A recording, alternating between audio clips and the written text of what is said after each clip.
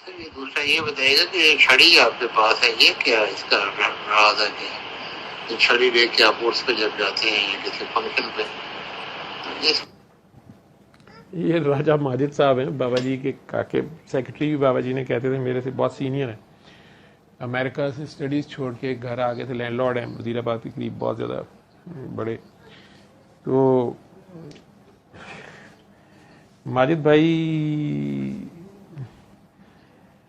छड़ी का राज सिर्फ इतना है, बात लंबी हो जाएगी। काकी अभी हाजी मकसूद दाद साहब का जिक्र कर रही थी। वो बाबा जी के साथ मैं तो मिला था दिसंबर 2002 में फर्स्ट टाइम। तो 2003 का मिड होगा या एग्जैक्टली मुझे याद नहीं है, लेकिन या एंड था 2003 का।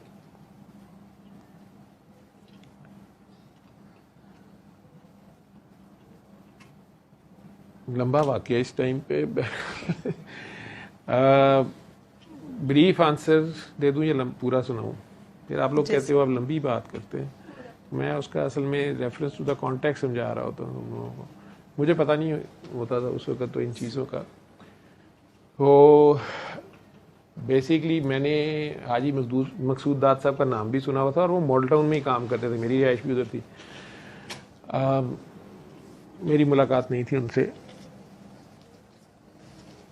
बाबा जी के एक काके थे, मेरा ख्याल है जितने काके ये पढ़ी लिखी क्लास में हैं उनमें वो सीनियर थे। अंसर साहब अभी भी हैं, आई थिंक एटॉमिक एनर्जी में थे। राजा माजिद साहब की भी शायद दोस्ती उनसे यह ताल्लुक़ था। शाकिर भाई भी उनके बाद ही हैं, ये सब इकट्ठे एक दौर के हैं, आगे पीछे के। लेकिन अंसर साहब पहले के थे। एक गुजरात वाली वीडियो है, उसमें हैं भी, मूछें बड़ी तीखी सी उन्होंने रखी हुई हैं, बाबा जी के पास बैठे हुए हैं, बात कर रहे हैं वाइट शर्ट में। तो अंसर साहब ही के आगे से गुजारने वाले बनते थे काके। ये चेन मैं आपको बता दूं, दुआ कराने वाला कौन कहाँ से बीच में से निकल जाता है, रहता है नहीं रहता है, या उससे रहता है कि नहीं। बाबा जी अंसर साहब को बहुत टाइम देते थे, उन्हें जाके मिलते भी थे। अंसर साहब उसी वीडियो में कह रहे हैं कि ये अली हक कहते थे तो मुझे बहुत गुस्सा चढ़ता था, तो मैंने मना करता था। लेकिन जिस दिन मेरे पे वो गुजरी बात, तो फिर मुझे समझ आई कि अली अल्लाह का नाम भी है, और वो कैसे वो उसने रेट कर रहे हैं वो गुजरात वाली वीडियो में। बाबा जी जब बहुत जज़ब में होते थे शुरू के दिनों में, तो कई बार वो एकदम से उठ के वो छड़ी पकड़ी हुई घूमना शुरू कर देते थे, धमाल सी, और अली अल्लाह अली रब बोलना शुरू कर देते। तो उनके अंदर से निकल रहा तो बोली जा रहे होते। लोग जिसको नहीं समझ है वो नाउज़ बिल्लाह अस्तगफिरुल्लाह के शायद हज़रत अली को कह रहे हैं, जो अली अल्लाह का नाम भी था। तो फ़कीर की हैं जो भी हालतें होती हैं किसी की, आप छोटी छोटी कैफियत आप जो खुद ही कह रहे हो ना कि हमें नहीं पता चलता कि एकदम हार्ट बीट तेज़ हो जाती है, गर्मी लगना शुरू हो जाती है, रोना आ जाता है, सिरवा की ये चीखों की आवाज़ें आप लोगों को आ रही हैं। हर बंदा उसके ऊपर जो बीत रही है वही जानती है, ठीक है। मैं अभी गलत नहीं कहता कि यहाँ जितने मर्जी आप लोगों की बर्दाश्तें होंगी, आप में भी वो भी सैयदादी, आप में से कई सैयदादियाँ बैठी होंगी, बर्दाश्तें, वो सारी चीज़ें। मेरा ख्याल इस कमरे में जितने लोगों की दर्द है ना, वो मिला के भी उसकी दर्द ज़्यादा है, और वो फिज़िकल भी है और स्पिरिचुअल भी है। कभी कम होती है ज़्यादा, कभी ठीक होती है। अल्लाह बेहतर जानता है कि अल्लाह उससे क्या काम ले रहा है या क्या लेना है। 3 हॉस्पिटल्स में भागी फिरती है। तो अंसर भाई ने बाबा जी को बताया कि उनके कोई जानने वाले थे या किसी ने उन तक पहुँचाया। एयरफोर्स के स्क्वाड्रन लीडर थे सलमान इमाम साहब। तो उन्हें ल्यूकीमिया शायद सस्पेक्ट कर रहे थे, ब्लड कैंसर। उनका हाई ग्रेड फीवर था, जो मुझे अब बात थोड़ी सी याद है, मैंने तो बहुत बाद में सुनी ना बातें। ये लोग जब कभी बाबा जी की महफिल में आते थे, बाबा जी कहते होते अपना तारुफ कराओ, तो कैसे मिले थे क्या था, तो वो उस बंदे को वो अपना पहली दुआ सारी नरेट करनी होती है या बोलता था। बाबा जी की महफिल अमूमन ऐसी होती थी। उसमें जो नए बैठे होते थे उनमें से कईयों को हौसला हो जाता था ब्लड कैंसर वालों को, अगर ये बंदा ठीक हो गया 5 साल बाद जिंदा है, मैं भी बच जाऊंगा या कुछ इस तरह करके। तो सलमान साहब आई थिंक पिंडी थे उन दिनों। वो काफ़ी ज़्यादा उनको 104-5 फीवर, और शरीयत में बहुत तबलीगी, दाढ़ी और वो सारा उनका वो चक्कर था। तो वो अंसर साहब को जब पता चला, और अब उनकी वो डायग्नोसिस भी कंफर्म नहीं, फिर बोन मैरो होनी थी या पता नहीं क्या, वो उस तकलीफ़ में, बोन मैरो की अपनी तकलीफ़ होती है। वो सलमान साहब के लफ्ज़ों में कि मैं उससे लर्ज रहा था कि यार क्या फिर ये, और डायग्नोसिस भी नहीं हो रहा, बुखार भी नहीं डॉक्टरों से ठीक हो रहा, बुखार ही बहुत ज़्यादा 104-105 होता था।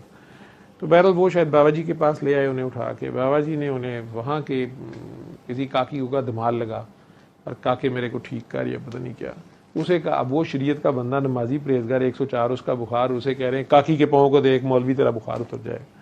अब वो परेशान है कि ये मुझे कहाँ ले आया आंसर या कुछ। एनीवेज वो सलमान साहब की वर्डिंग में यही है कि मुझे तो वहाँ समझ नहीं आई। मुझे इतना पता चल रहा था कि थोड़ी देर बाद ही पूरा कमरा घूम रहा था और जो कुछ मैं देख रहा था, मैं इस्तिग़फ़ार पढ़ने की कोशिश कर रहा था या मुझे समझ नहीं आ रही थी कि मैं पहुंचा कहाँ हुआ हूँ, ये मेरे सामने सीन कहाँ का आ रहा है और ये जगह कौन सी और ये लड़की में क्या हो रहा है मुझे। तो बंदा जो पढ़ा लिखा होता है वो सोचता है कि अच्छा नहीं है, मेरे पे हेलुसिनेशंस हो रही हैं या कुछ हो रही है। तो बहरहाल वो काफ़ी उनकी हालत जो थी वो बाद में गुनूदगी में चले गए या इस हालत में हो गए कि उन्हें उठा के गाड़ी में डाला गया और कमरे में छोड़ गया कोई। वो कहते हैं कि अगले दिन मैं उठा तो मेरा बुखार भी उतरा हुआ था और मेरी कंडीशन मेरे जिस्म की ये कहती थी कि मैं ठीक हूँ। तो बाबा जी ने उनका नाम रखा हुआ था कंजरी दुआ का मूजद। उन्हें कहते थे ओए कंजरी दुआ के मूजद, अपनी कहानी सुनाओ या अपनी दुआ बताओ। तो सलमान इमाम साहब ने फिर बहुत काम किया, एयरफोर्स में वो स्क्वाड्रन लीडर थे, करते हैं अभी भी वो काम अपना वो करते हैं। उन्हीं के बल्कि लाहौर में एक आगे इरफान साहब हैं, उन्होंने भी सेपरेट बहुत अब काम कर रहे हैं। मैं इन सारों के मुकाबले में कुछ नहीं हूँ जो आप लोगों को लगता है, बहुत सीनियर लोग हैं। उनके आगे से काके थे हाजी मकसूद दाद साहब, मेरी इतनी चेन है, और वो भी काम कर रहे थे। अब जाहिर बात है जिसने जिससे दुआ की होती है ना, वो उसके लिए तो वही बहुत चीज़ होता है। और वो दौर था जब बाबा जी इतनी सख्ती करते थे कि तुमने अगर मेरा नाम लिया ना या मेरे पास तुमने किसी को नहीं लेके आना, हत्ता कि ये भी होता था कि तुमने अपने घर वालों को भी मेरा नहीं बताना, ठीक है। दुआ, बल्कि कहते थे कि घर वालों को तो दुआ कराने ही ना, तुम बाहर ही कराओ जो भी करानी है। तो उसमें अगर कई बार ये लोग आपस में बैठ जाते थे किसी जगह पे, बाबा जी अगर इकट्ठा करते भी थे, ये जो उन्होंने सेग्रीगेट किया ना, ये एक्सपीरियंस उनका या उनकी हिकमत जो भी थी कि वो 24/7 ये काम तो करते थे, लेकिन फिर आहिस्ता आहिस्ता जब जो लोग काम कर रहे होते ना, उनकी आपस में जेलसियाँ और वो बहुत हो जाता है ना, रश्क या जेलसी या कंपटीशन और बहुत कुछ आता है। सारे तो नहीं उस लेवल पे या उस तरह होते, हर एक का ज़र्फ अपना अपना होता है। तो बाबा जी फिर अलग-अलग इन लोगों को मिलते थे या अलग डेज पे बुला लेते थे। तो उसमें फिर जो जिसे कहते हैं कबूतर बा कबूतर और बाज बा बाज, उन्हें भी आहिस्ता आहिस्ता आपस में कर देते थे। ये भी हो सकता है कि आपको मैंने दुआ कराई भी है, मैंने बाबा जी से पूछ के आपको बुलाया है, तो आप आई हैं और शायदाबाद जी के घर आई हैं। तो थोड़ी देर बाद बाबा जी ने आपको कह दिया कि तुम ना शायदा से राब्ते में रहो। अब दुआ तो मैंने आपको कराई भी है, लेकिन बाबा जी मैं इन चीज़ों को बॉदर नहीं करता, मुझे यही नहीं पता होता था। बल्कि कई बार ये सीनियर लोग ये भी करते थे, इनमें से कई होते थे कि वो अलहदा से आपको पूछ लिया, आप अच्छा कहाँ होते हैं, ये होते हैं, ये मेरा नंबर है या मेरे रखा, मुझे पता ही कौन नहीं है, और बाद में आपका डायरेक्ट किसी और से ताल्लुक चल रहा है, मुझे उसकी परवाह नहीं होती थी। बाबा जी ने हंस हंस के कई बार मुझे कहना, ओए अच्छा गडरिया जो होता है ना वो अपनी भेड़ों की हिफाजत करता है। तो मैं कहा बाबा जी मैं भेड़ हूँ, गडरिया हूँ, क्या हूँ, मेरे तो ख्याल में मैं भेड़ हूँ आपकी। तो मैं कहा तू पागल ही। मैं ऐसे ही उनके साथ होता था। और इन सब लोगों को मैं बड़ा मतलब यूं करके देखता था। जब भी बाबा जी मिलवाते थे वो कई बार फिर ये पूछते भी होते थे, उन्हें मेरा पूछते होंगे शायद, लेकिन कई बार बाद में हमें पूछते थे कि हाँ भाई शाकिर भाई से पहली मुलाकात हुई तो उन्होंने पूछा हाँ भाई काका कैसा था मेरा, वो सैयद बाबा कैसे लगे, या सलमान साहब से मुलाकात हुई तो उनका पूछा, ये पूछ लेते थे बाद में मुख्तलिफ लोगों के बारे में, कभी कभार राय लेते थे। निगर चौधरी जी के पहली बार जब कहीं है, मैं बड़ा हैरान परेशान कि यार ये कौन सी दुआ है सूरह रहमान, तो ये कथक डांस क्या हो रहा है। ये सारा कुछ करते कराते एक दिन बाबा जी अचानक, रात का टाइम था, मैं कामरान और बाबा जी थे, शायद डॉक्टर अयूब थे कि नहीं मुझे याद नहीं, लेकिन हम तीनों थे। मेरे घर के बिल्कुल करीब मेरे अब्बा के फर्स्ट कज़न भी हैं, उनका घर है एच ब्लॉक में। बाबा जी ने एकदम गली उस साइड में मोड़ी और कहते गाड़ी स्लो करो। मैं हैरान हो गया कि शायद इधर जाने लगे हैं, काफ़ी बड़े घर हैं वहाँ पे, 126 H 127 H, लेकिन उन्होंने उनसे अगले घर में रखवाई। और वो साहब बाबडा के कोई बड़े अफसर थे, 2 भाई थे शायद, if I am not wrong शायद अकरम और शुएब इस तरह करके नाम लिखे हुए थे बाहर।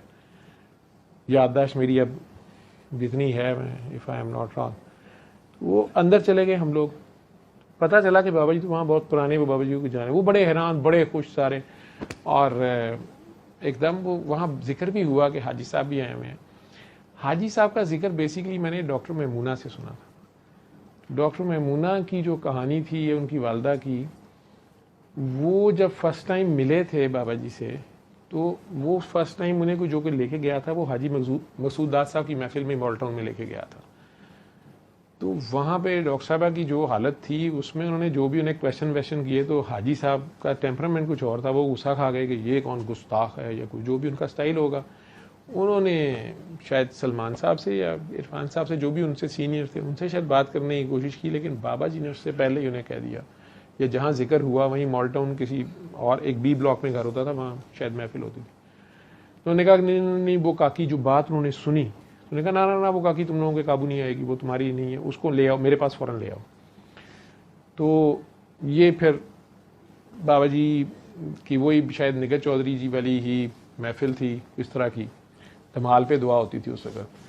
तो ये कहीं गई तो वो उनकी वालदा बहुत ही शरीयत की पाबंद है। डॉक्टर साहबा जो हैं सैयदादी हैं,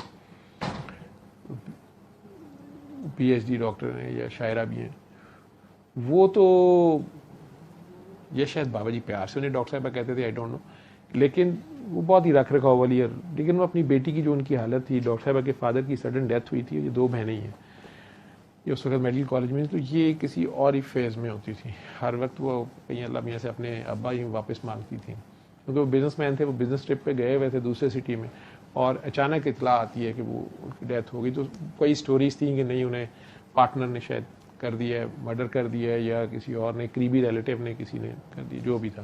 तो ये एक अजीब से फेज़ में थी। अगर मैं छोटी कट कर दूँ, पता नहीं मुझे इजाज़त, मैं बोल गया हूँ। तो मेरे से मिलने से बहुत पहले मुझे इन्होंने मिलवाया बाबा जी से।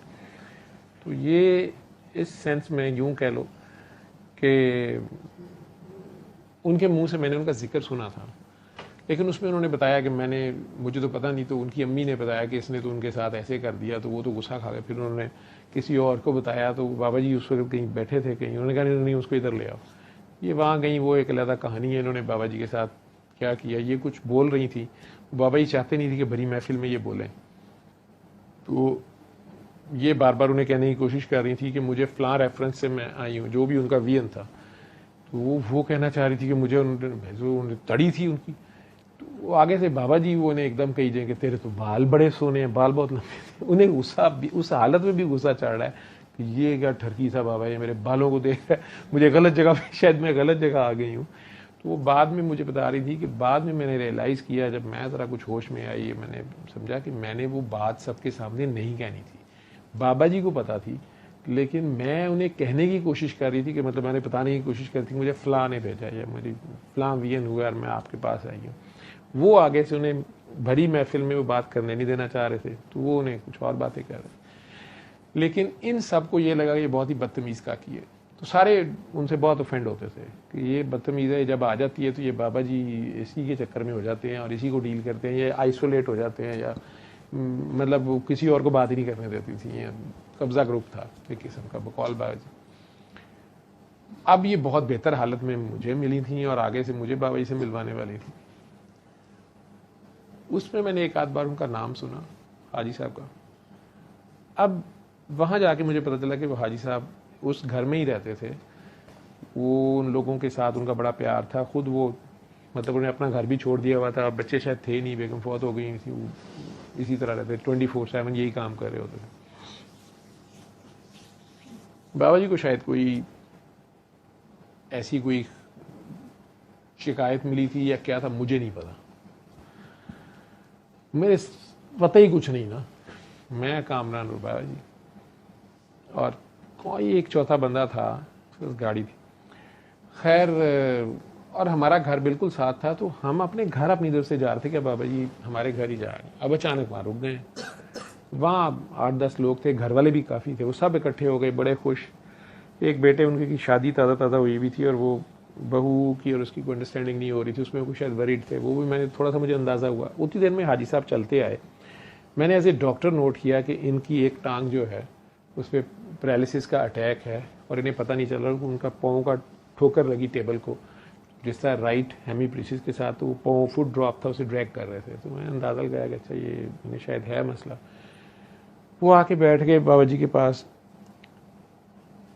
जगह कम हो गई सोफे। तो मेरी आदत है, मैं देखा कि ज़्यादा लोग हैं, घर वाले भी उनके थे, और अचानक एक शेख साहब थे, चेहरे पे उनके मुझे याद है फुलबेरी के निशान से थे वो, और उनके घर की खवातीन, मत कुछ 8-10 लोग अचानक, जब उन्हें यानी वहाँ से बताया गया कि बाबा जी आए हैं, वो भी कहीं बी ब्लॉक में ही रहते थे, वो आ गए। और मुझे पता ये लगा कि शायद वो लोग कहीं बाबा जी से पहले ऑफेंड हुए थे या मिसअंडरस्टैंडिंग हुई, फिर वो बहुत ज़्यादा कोई मुसीबत में फंसे हुए थे। अब वो इन्हें कहते थे कि उन्हें बुलाएं या बाबा जी से मिलवा दें। तो बाबा जी अचानक वहाँ जाके चले गए। अब जब वो ज़्यादा लोग हुए तो मैं एकदम सोफे पे बैठा, तो मैं उठ के, तो मैं बाबा जी के पाँव में बैठ गया, मैं भी और कामरान भी के, चलो खवातीन थी और वो बुजुर्ग थे तो ये बैठ जाएं। उस पर मुझे याद पड़ता है कि वो बाबा जी ने एकदम से थोड़ी देर उनसे बात की, तो एकदम कहते, ओ डॉक्टर बाबा तुम किधर नीचे बैठे हो?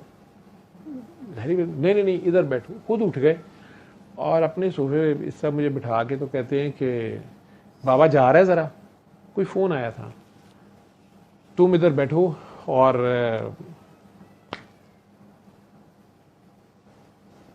इनके सवालों के जवाब दो। वो शेख साहब, उनके साथ जो बच्चियां थीं, वो काफ़ी पढ़े लिखे लोग थे, अच्छी फैमिली थी, वो क्वेश्चंस थे उनके या कुछ, कहते इन्हें जवाब दो। तो जब तक ये कहे ना तुमने यहाँ से उठना नहीं, तुम्हें इजाज़त नहीं, इस तरह करके, तो इनके सवालों के जवाब दे के तुमने उठना है। अब मैं कहा जी अच्छा। अब बाबा जी चले गए, मैं और कम ही रह गए। उन्होंने पहले तो वो लोग सारे चुप कर गए, और मैंने देखा हाजी साहब जो थे वो थोड़े से, शायद उन्हें अच्छा नहीं लगा या वो खामोश हो गए, क्योंकि वो सारे उन्हीं के गिर्द थे। अभी यहाँ एक और काकी जी भी आती हैं, आयशा जी, ये उनके बड़ी करीब थी, नात पढ़ती थी, और सारा ये मुझे याद है, ये बैठी हुई थी, उन्होंने नात सुनाई भी एक। तो बाबा जी ने कहा कि अल्लाह से दर्द की दौलत मांग, जब तक दर्द नहीं आएगा। मुझे कोई वो भी नहीं समझ आई कि क्या उन्हें कह रहे हैं। खैर उन्होंने नात सुनाई थी। अब बाबा जी चले गए। वो शेख साहब जो थे, उनके बच्चों में से, खवातीन में से किसी ने, एक आदमी कोई सवाल किया, मैंने पता नहीं क्या जवाब दिया, जो भी उनकी सवालात थे। लेकिन शेख साहब ने एक सवाल इस तरह कर दिया कि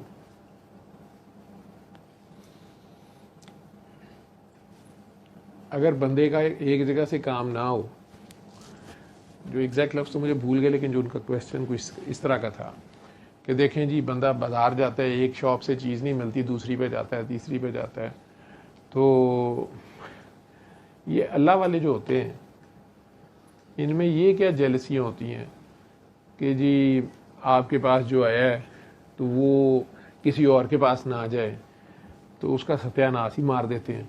अब मुझे कोई बैकग्राउंड नहीं पता, मुझे किसी चीज़ का नहीं पता कि ये किस रेफरेंस से बात हो रही है, किस रेफरेंस से नहीं हो रही है।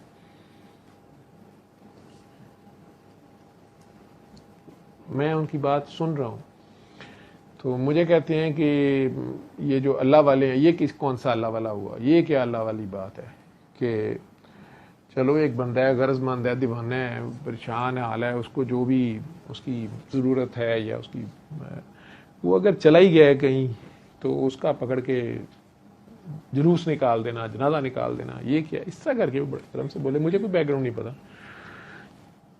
मैंने कहा देखिए जी, मुझे तो, मेरा नहीं ख्याल कोई अल्लाह वाला ऐसे करता है, लेकिन सिस्टम जो होता है, मेरी जो अंडरस्टैंडिंग है, ये किसी किस्म की वायलेशन को बर्दाश्त ही नहीं करता, और हार्ड एंड फास्ट रूल्स हैं।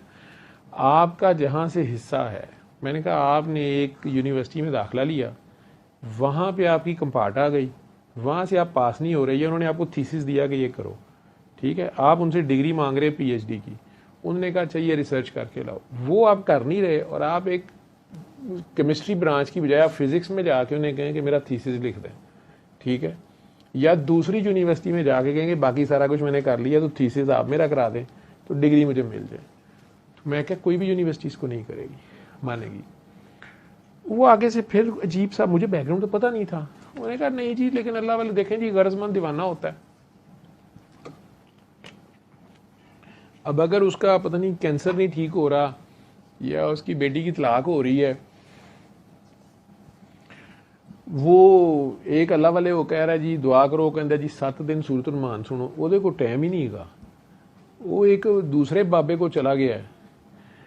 तो उसने उसको कहा है कि तू बस कब्रिस्तान में सारी रात खड़ा रह के ये कर ले वो कर ले तो ये काम रुक जाएगा।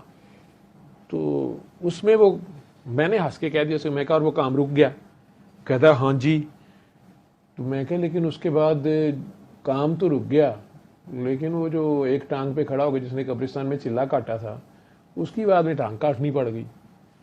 कहता है कुछ इंज दी काम होया। तो मैं कह जी वो जिसने चिल्ला कटवाया उसने टांग कटवाई होगी, वो पहले वाले बाबे को क्यों आप कसूरवार कह रहे हैं? कि नहीं जी नहीं वो उसने गुस्सा खा लिया होगा। तो ऐसे इस तरह के क्वेश्चंस थे उन्हें। अब मैं वो खुल के बात भी नहीं कर रहे थे और ये सवाल कर रहे थे। मैंने उन्हें ना, क्योंकि ताज़ा मेरी बाबा जी ने मुलाकात हुई, शाकिर भाई का एक वाक़या मैंने सुनाया भी था, वही इंट्रोडक्शन था उनसे। तो जब वो पहली बार आए तो बाबा जी ने कहा कि अपना तारुफ कराओ, और वो हार्ले स्ट्रीट वाले वो फ़कीर हैं थे, बाबा हार्ले स्ट्रीट उन्हें कहते थे, उनका नाम ही हुसैन था उनका नाम। तो इस्लामाबाद में थे, मेरा ख्याल है 90+ उनकी एज थी और खामोश लेटे रहते थे। माजिद भाई ने उन्हें कहीं शाकिर भाई को भी मिलवाया या ये लोग इकट्ठे फिरते फुरते रहते थे। तो माजिद भाई ही ने मुझे भी बाद में बताया कि यहाँ हम जाते होते थे, बाबा जी मोहम्मद हुसैन उनका नाम था। फिर बाबा जी भी मिले उनसे, फिर इकट्ठी इनकी सिटिंग्स भी हुई। एक आध वीडियो में आपने देखा होगा, आई थिंक बरी इमाम सरकार का उर्स है या कहीं, तो इकट्ठे भी हैं ये लोग। उनका अपना एक स्टाइल था। तो वो शाकिर भाई को जब बाबा ने कहा ना, तो शाकिर भाई ने वो वाकया सुनाया कि उनका कोई लास्ट टाइम जब चल रहा था बाबा हार्ले स्ट्रीट का, तो मुझे भी पता चला, उन्होंने अपने मुरीदैन को बुलाया तो मैं भी चला गया। तो शाकिर भाई ने हम सबको सुनाया कि वो अपने मुरीदों को मुख्तलिफ की कोई ड्यूटियां लगा रहे थे या कुछ बांट रहे थे उन्हें, जो भी उनका होगा। उसमें शाकिर भाई भी खड़े थे, सैयद बादशाह थे। तो उन्होंने इनका हाथ चूमा शायद, और उन्होंने कहा कि शाकिर असां भी फकीर हाँ, लेकिन बुखारी बहुत वड्डा फकीर है। असां भी आशिक हाँ, लेकिन बुखारी बहुत वड्डा आशिक है। ਉਹਦੇ ਕੋਲ एक लिस्ट आई। बाबा जी ये भी उन्हें कहते थे कि उसी लहजे में सुनाओ, तो ये फिर सुनाते थे उसी में। ਉਹਦੇ ਕੋਲ एक लिस्ट आई, तो ध्यान करी या कोशिश करी ਉਹਦੇ ਚੋਂ ना कटीच जाए, तो तेरा हिस्सा उत्थे है। ठीक है, उन्होंने पोलाइटली अंदाज में उन्हें बताया। जिस तरह बाबा जी मुझे कहते थे कि यार जो अच्छा गडरिया होता है ना, वो अपनी भेड़ों का भी हिफाजत करता है और वो माफ़ी नहीं देता। तो उन्होंने शायद ने कहा कि भैया आपका हिस्सा उधर है या गॉड नोज, लेकिन बाकी सब सुनने वालों को भी ये मैसेज जाता था। अब मैंने वहाँ पे बी ब्लॉक में उसमें एच ब्लॉक में बैठे हुए ये वाकया सुनाते हुए मेरे लफ्ज़ ये बोल दिए कि बाबा जी के एक बहुत प्यारे काके हैं, बल्कि मैंने बाबा जी को उन्हें बहुत प्यार करते देखा है, सैयद उन्हें वो कहते हैं, तो सैयद शाकिर उज़ैर PTV के। तो मैं इसी तरह का, मैं क्या यूँ समझे, बल्कि इस्लामाबाद में मेरा ख्याल है कि बाबा जी उनके साथ ही ज़्यादातर गश्त करते हैं। इस तरह मैंने शाकिर भाई की तारीफ में, जो मैं नया मिला था, मैना से मुझे उनका इंट्रोडक्शन था, मैंने वो बोल के ना तो ये वाकया नरेट किया। ये वाकया नरेट करने के बाद इसकी जो डिस्क्रिप्शन या जो अंडरस्टैंडिंग थी उन साहब को जवाब देते हुए मैंने उन्हें कहा कि देखें वो फ़कीर भी बड़ी वज़े वाले थे कि उन्होंने बड़े पोलाइटली शाकिर भाई को भी और अपने इर्द गिर्द वालों को भी ये बात समझाई और उन्हें बताया कि ये रूल्स वायलेट करने की गुंजाइश नहीं होती और ये ख्याल भी ख़तरनाक होता है। ठीक है, तो मैं ऐसे ही अपने फ्लो में बात करते हुए मैंने फिर शाकिर भाई को तारीफ़ कर दी है, यही कहा कहीं कि वो बाबा जी के बड़े मेन काके हैं या ऐसी कोई बात की होगी 2003 में। तो वो एकदम हाजी मकसूद दाद साहब जो नीचे लेटे हुए थे गाँव तकिया लगा के, वो काकियाँ इनकी बैठी हुई थी, उन्होंने एकदम जो है ना गुस्से से कहा कि इनू कख दा नहीं पता, ये पागल जा बोली जा रहा है, इनू खे दा नहीं पता हैगा। तो अब वो एकदम पिन ड्रॉप साइलेंस हो गई कि बाबा जी वहाँ से उठ के कह के गए हैं कि ये आप लोगों के सवालों के जवाब देगा, और कुर्सी पे बिठा गए हैं। और जो उस घर में जाहिर बात है वो साहब बड़ी देर से रहते भी थे और सिलसिला चला रहे थे, वो अचानक ही उन्होंने ये बात काट दी मेरी। मेरी आदत भी नहीं है बहस करने की। मैं हैरान हूँ कि उन्हें देखने शुरू किया मैंने क्या बात गलत की है। तो वो कहते हैं कख पता नहीं केड़ा शाकर, बाबा जी का असल गद्दी नशीन, ये 2003 की बात है। तो बाबा जी का असल नायब है सलमान इमाम साहब। तो इसको क्या पता है वो, ठीक है। अब जब ये बात हुई तो मैंने यूँ कामरान को देखा, कामरान ने मुझे देखा, तो उन्होंने बोलना शुरू कर दिया कि वो सलमान इमाम साहब जो हैं, वो जो फलां महफिल में जब आप लोग आए थे, वो नयरा नूर जो आई थी वो भी उनकी काकी है, और वो जो निगत चौधरी आई है वो भी फलां से ऐसे है। वो ऐसे बात कर रहे थे। और बड़े गुस्से में मुझे उन्होंने कहा कि जिस बात का पता नहीं हो वो बोलते नहीं है, इस तरह करके वो बोले। मेरा उनका तारुफ ही नहीं था, और जो बात वो कर रहे थे मैं तो वो बात कर ही नहीं रहा था। मैं उन साहब की बात का जवाब सिर्फ दे रहा था एग्जाम्पल से। अब कामरान ने अचानक खड़े होकर मुझे कहा कि he is very quick in these things. उसने मुझे कहा जी इजाज़त लें। तो वो जो शेख साहब थे जिनके चेहरे पे बर्स के दाग थे, वो भी हंस के कहते हैं कि वैसे तो बाबा जी ने कहा था कि जब तक हम इजाज़त नहीं देंगे, तो वैसे अब तो फ़ायदा कोई नहीं है, तुसी तो आपस ही लड़ पे हो। इस तरह करके उन्होंने बात की। हालांकि लड़ाई वाली तो बात नहीं थी। तो उन्होंने कहा कि मुझे आपके जवाब की समझ तो आ गई है, तो लेकिन मेरा ख्याल है कि ठीक है आप जाएं। हम दोनों आ गए। रास्ते में कामरान ने मुझे कहा कि इन साहब को बोलना नहीं चाहिए था। तो बाबा जी जब कह के गए थे, लेकिन लगता है कि कोई पर्सनल है उन्हें। मैं ऐसे कहा, मैं यार ठीक है, शायद हमारी ट्रेनिंग थी, बाबा जी हमें ही कुछ सिखा रहे थे। तो हमारा घर साथ ही था, हम तो चले गए।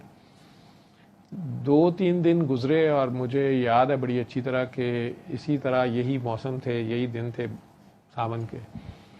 बड़ी शदीद बारिश हो रही थी। तो बाबा जी का फ़ोन आ गया कि ज़मान पाक पहुँचो, शहदाबादी के घर।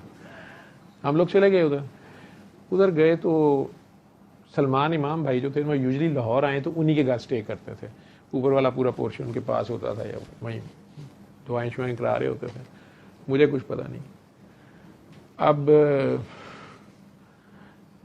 हम गए तो बाबा जी ड्राइंग रूम में बैठे थे। शायदाबाद जी के घर, अगर कभी आप में से जो लोग गए उन्हें पता है, शुरू में ही लेफ्ट साइड पे ड्राइंग रूम है, वहाँ बैठ गए। बाबा जी भी थे। थोड़ी देर 1-2 बातें हुई, थोड़े से लोग थे हम। तो बाबा जी एकदम मुझे कहते हैं कि काका बाबा उस दिन मॉडल टाउन में कोई बात हुई थी।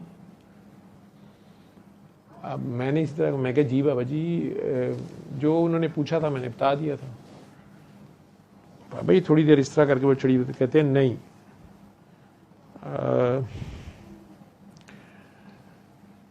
जो मुझे रिजल्ट चाहिए था वो नहीं मिला मुझे, वहाँ कुछ हुआ है।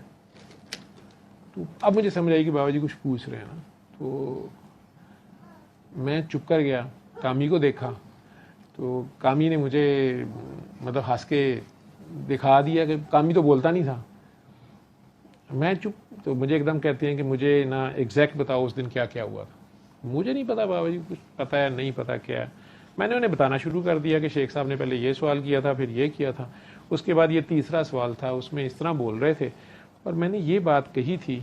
तो उसमें वो हाजी मकसूद दाद साहब जो हैं वो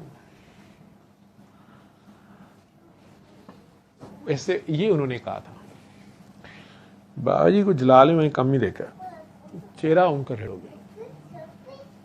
तो उतनी देर में मुझे याद है कि इरफान साहब जो सलमान इमाम साहब से के साथ काम करते थे या उनके नेक्स्ट थे, वो एंटर ही हुए हैं। बाबा जी उन्हें कड़क के कहते, वो भी बहुत फेयर स्किन थे, तो भी रेड हो जाते थे। उन्हें कहते वो कहाँ है सलमान? भाई बाबा जी ऊपर हैं, बुलाओ उसको नीचे, उसे कहो हाजी को भी बुलाए। अब मैं कोई इतना, मैं कहूँ यार ये क्या है, किधर फंस गए हम, मतलब पता नहीं अब ये क्या है, किस सिचुएशन में हम फंसे हुए हैं।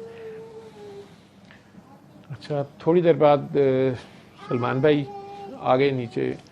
बाबा जी वो बारिश हो रही है, तो वो कह रहे हैं मेरे पास तो वेस्पा है, और उनसे कहते उसको को पैदल आए, वेस्पे पे आए, जहाज पे आए, अभी आए।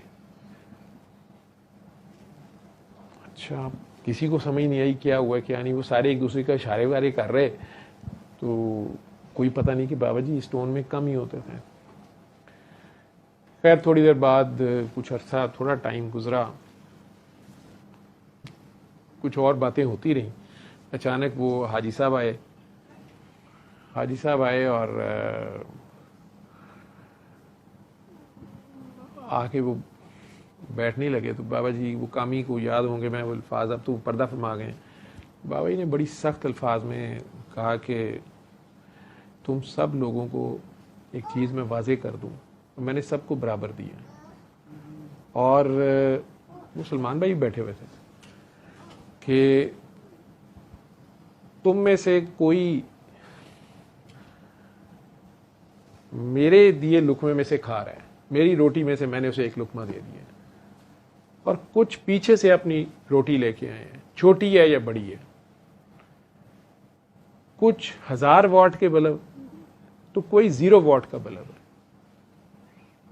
करंट सब में सेम जाती है, बिजली सब में सेम जाती है, लेकिन जहां 1000 वॉट के बल्ब की जरूरत होती है वहां 0 किसी काम का नहीं होता। और जहां 0 का काम है हुजला या रूसी में या वेडिंग नाइट पे, तो वहां 1000 वॉट का कौन लगाएगा, 0 वॉट के ही लगाते हैं। तो अपनी अपनी जगह पे रहा करो, अपनी अपनी हदों में रहा करो, एक दूसरे के मुकाम डिसाइड करने की कोशिश ना किया करो। अब वो हाजी साहब जो थे ना, उन्होंने थोड़ा सा परेशान होके मुझे भी घूरा। उन्होंने इतना कहा कि बाबा जी वो उन्होंने मुझे, मतलब उन्हें लग गया कि शायद मैंने कोई शिकायत लगाई है कुछ। तो उन्होंने कहा कि बाबा जी इसने आपको क्या बताया। तो बाबा जी ने इसी तरह गुस्से से कहा कि मैंने कोई अदालत नहीं यहाँ लगाई हुई, जब मैं उसको अपनी सीट पे वहां बैठा के गया था वो नहीं बोल रहा था, मैं बोल रहा था। मुझे नहीं पता कि अब ये क्या हो रहा है, क्या नहीं हो रहा, क्यों हो रहा है। ठीक है, तो सलमान साहब वो कहते हैं कि इन सब को पटा डालो। वो भी चुप। अब थोड़ी देर गुजरी तो पिन ड्रॉप सी साइलेंस थी, कोई समझ ही नहीं आ रही थी। एकदम कहते हैं सलमान साहब, वो कहते हैं तुम्हें वो मैंने एक काम कहा था, वो छड़ियां नहीं लाए तुम। मैं क्या ले भी छड़ियां पहन क्योंकि बाबा जी का ये रूप बिल्कुल डिफरेंट था, ये इस तरह कभी बात होती ही नहीं थी, ना किसी ने कभी की थी। तो मुझे तो कोई पता नहीं, मैं क्या ले अभी ये पता नहीं अब क्या होगा। वो खैर सलमान साहब खैर फटाफट उठे, जी जी बाबा जी वो हो गया काम, मैं लेके आता हूँ। वो सलमान साहब गए तो मुझे याद है कि वो 2-3 छड़ियाँ उनके हाथ में इस तरह की थी, स्टिक्स। वो उन्होंने ला के, ये आर्मी स्टिक्स होती है, इसमें एयरफोर्स की थोड़ी डिफरेंट होती है सारे, और उन पे इंसिग्नियाज बने होते हैं। बाहर से मलेशिया से या पता नहीं कहाँ से बन के आती है, स्पेशल लकड़ी भी स्पेशल होती है। तो अब वो यहाँ पे तो मिलनी मुश्किल थी। अब मुझे नहीं पता उन्होंने कहाँ से अरेंज की, क्या किया क्या नहीं किया। वो 2-3 थी, उनके शेड्स डिफरेंट, थोड़े से साइजेस डिफरेंट। तो उन्हें ला के तो बाबा जी को पकड़ा दी। बाबा जी ने उनमें उन्हें देखा, पहले एक को देखा ऐसे करके, दूसरी को देखा, तो तीसरी को ऐसे देख के उनमें से एक पकड़ी। तो एकदम मुझे कहते हैं कि डॉक्टर बाबा ये पकड़ो। अब मैंने पकड़ ली। तो ये कल से तुम हॉस्पिटल में इसको पकड़ के राउंड करोगे। इत्तेफाक हॉस्पिटल में, मतलब डॉक्टर ने स्टेथ डाली हो, स्टेथ पकड़ी हो, वो तो ठीक है। अब आईसीयू के अंदर वो छोटी पकड़ के राउंड कर रहा है। मुझे कहते हैं कि ये कल से ये तुम पकड़ के तो ये ही राउंड करोगे, ड्यूटी पे ये लेके जाया करो साथ। अब ये स्टिक उन्होंने मुझे पकड़ा दी, 2 वो टेबल पे पड़ी थी। तो मुझे याद है कि तो सलमान भाई ने कहने बाबा जी इनका क्या करना है। तो कह रहे जो मर्जी करो, जाओ जो मर्जी करो इनको, बस जो मुझे पसंद थी मैंने ले ली। उन्होंने पता नहीं क्या किया उनका, क्या नहीं। वो स्टिक जो है वो मेरे पास है। मैं अब वो लेके चले जाना हॉस्पिटल में, इत्तेफाक हॉस्पिटल के उस वक्त एमएस थे कर्नल रफ़ीक, ज़ाहिर बात आर्मी के थे, और थी वो जैनल्स वाली स्टिक। तो शायद उन्हें बेचारों को, उन्होंने पहले दिन या दूसरे दिन ही मुझे कह दिया कि यार ये तुमने क्यों स्टिक पकड़ी होती है। अब मुझे समझ ना आई मैं क्या इसका जवाब दूं। मैंने कहा जी वो मेरे ना बुज़ुर्ग हैं, तो उन्होंने मुझे कहा कि मैं हाथ में रखा करूं, तो कहते हैं कोई टूना है कि पता नहीं टोटका है। मैं कहा यार कौन इनसे बहस करे ना। मैं कहा जी मुझे आधे सर की दर्द बहुत होती है। तो उन्होंने कहा था स्टिक हाथ में रखा, लकड़ी हाथ में रखा करो। तो वो ना मुझे इससे बड़ा फ़र्क है। अच्छा यार, लेकिन बहरहाल वो ना पेशेंट्स ने कई ने इतराज़ किया है कि डॉक्टर ने सोटी फड़ी होती है कि तुम्हें पता है VVIP के मरीज़ हैं, तो वो ना वो कहते हैं ये तो डराते हैं हमें। मैंने भी उन्हें हंस के आगे से कह दिया, मुशर्रफ साहब का दौर आ गया हुआ था। मैं क्या सर, उन्हें याद आ जाता है ना कि हर 10 साल बाद तो इस मुल्क में टीवी पे अचानक एक बंदा आता है इसी के साथ, वो कहता है मेरे अजीज हमवतनों, ठीक है। तो मैं कह जी वो कहते होंगे स्टिक किधर चले गई है। वो खैर उन्होंने हंस के तो मुझे कहते मैं मौजम साहब मेरे हेड ऑफ डिपार्टमेंट, मैं उन्हें शिकायत करूंगा, ये यार तुम्हें सर दर्द वर्द की गोली खा लिया करो यार, ये तुम ना, मेरा तो ख्याल है मियाँ साहबान वैसे भी ऑफेंड हैं, अभी तो वो गए हुए हैं, ये ना वो मियाँ फैमिली में से कोई गुस्सा खा जाए कि ये फौजी स्टिक जो है ये क्यों लेके इधर फिर रहा है, तुम्हें पता है वो काफ़ी ज़्यादा उन्हें रगड़ा लग रहा है। मैंने भी ऐसे कह दिया, मैं कहा सर जो थानू बर्दाश्त कर रहे हैं स्टिक भी बर्दाश्त कर रहे हैं। जनरल जिया का तोहफा दे रहे, रिटायर्ड कर्नल। तो खैर वो बात आई गई हो गई। काफ़ी दिन मुझे कभी नर्सेज, कभी डॉक्टर्स, कभी कुलीग्स, कभी पेशेंट्स वो एतराज़ करें, सवाल करें, टॉन्ट करें, मजाक करें, लेकिन मैं लेके जाता रहा स्टिक को पकड़ के चले जाना, मैंने राउंड करना साथ। मौज़म बेग मिर्ज़ा साहब ने भी एक दिन मेरे से 1-2 बार पूछा, मैंने उन्हें भी यही बात कह दी, अब स्टोरी एक ही रखनी थी, मैं क्या करता। उन्हें बाबा जी का सूरा रहमान का पता था। तो एक दिन अचानक हॉस्पिटल में अनाउंसमेंट सिस्टम है, उसमें अनाउंसमेंट हो गई कि डॉक्टर जावेद आउटडोर में फ़ौरन रब्ता करें। मैं आउटडोर में फ़ोन किया तो जी मौज़म साहब अपने कमरे में बुला रहे हैं, फ़ौरन आ जाए। मैं ऊपर गया, मैंने कहा शायद कोई पेशेंट है या कोई कंप्लेन है। मैं ऊपर गया तो आगे जनाब मौज़म साहब के कमरे में बाबा जी और कर्नल MS साहब ही बैठे हुए। अब मेरे एक हाथ में स्टिक और गले में और मैं एंटर हुआ हूँ कि मुझे तो नहीं पता कि बाबा जी अंदर आगे बैठे हुए हैं। तो मेरी ऐसे नज़र पड़ी तो ये तीनों कमरे में, मौज़म साहब भी और कर्नल रफ़ीक साहब और बाबा जी। अब एंटर होते साथ ही बाबा जी कहते हैं, ओए पागल, ये तू हॉस्पिटल में डंडा लेके आया होता है। मैं बाबा जी और फिरौन लरस रहे हैं। वो शरीफ आदमी है, तूने इन्हें फिरौन समझा हुआ है। वो माड़ा सा कर्नल बेचारा, वो ये जर्नैलों का डंडा है, तूने किसको देना है। मैं कहूँ कि रुके तो मैं कहूँ शायद बाबा जी भूल गए हैं कि बाबा जी ये आपने मुझे कहा था कि स्टिक लेके फिरो। वो बात नहीं करने दे रहे। खबरदार, तुम्हें मेरा आज से हुक्म है। वो डॉक्टर साहब मस्कीन आदमी है, सादे आदमी है, दुरूद शरीफ की किताबें बांटते हैं, मौसा किताबें जरूरत पड़े, ठीक है, उन्हें तो डंडे दिखाते हैं। वो कह रहे हैं जी कि मरीज भी डर रहे हैं, हम भी डर रहे हैं, ये अकेला बंदा इधर बदमाश बना हुआ है। खबरदार, ये कल से जो है ना घर रख के आया करो। डॉक्टर हो, मैं कह जी ठीक है। पित्ता पानी हुआ हुआ उनका, रंग देखो उनके सफेद। वो हंसी भी जाए और वो कर्नल साहब कही जाए, डॉक्टर साहब मैं नहीं किया, कंप्यूटर काफी खराब थी, मैं कहा नहीं, मौज़म साहब ने बात की है। मौज़म ओहो नहीं तुसी जिक्र किया, तुसी कहते मैं बुजुर्गा ना गल। मेरी न्यूसेंस वैल्यू तो थी, बदतमीज में बहुत था, लेकिन बाबा जी ने चेंज ही कर दिया था। मैं खैर चुप खड़ा, मुझे मतलब शुक्र है मैंने ये बोंगी नहीं मारी कि बाबा जी की बात खत्म हो तो मैं कहूँ बाबा जी आपने खुद ही तो कहा था कि तुम सोटी लेके जाएगा, था वैसे ही। लेकिन उन्होंने अचानक जिस तरह वाइंड अप किया, जाओ खबरदार, अब ये डंडा पकड़े फिर खड़ा है, जाके राउंड कर अपना, जाके इसको रखो घर से, कल से घर रख के आया करो। डॉक्टर का क्या काम है डंडों के साथ। अल्लाह जाने क्या कहानी थी, क्या उनका मकसद था इसके पीछे। बाद में भी कभी कभार किसी जगह बुलाते थे, ये कुछ दरबारों पे कभी दाता साहब या कुछ, तो उन्होंने कहना कि वो बाबे ने जो छड़ी दी थी वो साथ लेके आओ। 1-2 उर्स थे, एक न्यू हॉस्पिटल के पास एक दरबार है, ये गवर्नमेंट कॉलेज और लॉ कॉलेज के साथ गली है, उसमें एक छोटा सा दरबार है।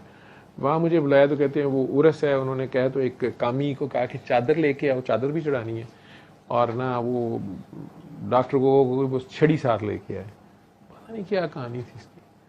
मैं चला गया, इसी तरह बुल्ले शाह एक बार लेके गए तो मुझे कहते वो स्टिक साथ लेके आओ, साथ लेके चले गए। मुझे नहीं पता कि इसकी क्या कहानी थी। अब मैं कभी दरबार जाता हूँ जब उर्स पे, तो ये एक उनकी कह लें याद है, तोहफा है, प्यार है, तो वो मैंने उस दिन पकड़ी होती है। ठीक, बाकी इन्हों दियां ਇਹੋ ਹੀ जानन। ठीक है माजिद जी, ये सारी कहानी थी, मुझे नहीं पता, आप पूछ रहे थे, मैंने कहा आपको मैं बता दूं आपको भी, और जो आप लोगों को बैकग्राउंड बताना था। मैं ख्याल आज के लिए इतना ही काफ़ी देर हो गई है। अल्लाह आप सबका हामी और नासिर हो, एक दूसरे के लिए दुआ करते और करवाते रहा करें। मखलूक़ खुदा जो है उससे बेगरज प्यार की कोशिश करें। बेगरज प्यार से बड़ी कोई ताकत नहीं, मैं आपको बता दूं। बेगरजी और बेलौसी से जो भी मखलूक़ खुदा की खिदमत कर सकते हैं, जो मौका मिले आपको नेकी का, वो हाथ से जाने ना दिया करें। यही सारी रूहानियत है, यही इंसानियत है, और यही रहमानियत की तर्जुमानी है। अल्लाह आप सबका हामी और नासिर हो। मेरे मुल्क का, मेरे मुल्क की में बसने वाले एक एक इंसान का अल्लाह ताला उस पर करम करे, फजल करे, रहम करे, बरकत करे। बस सलाम। लो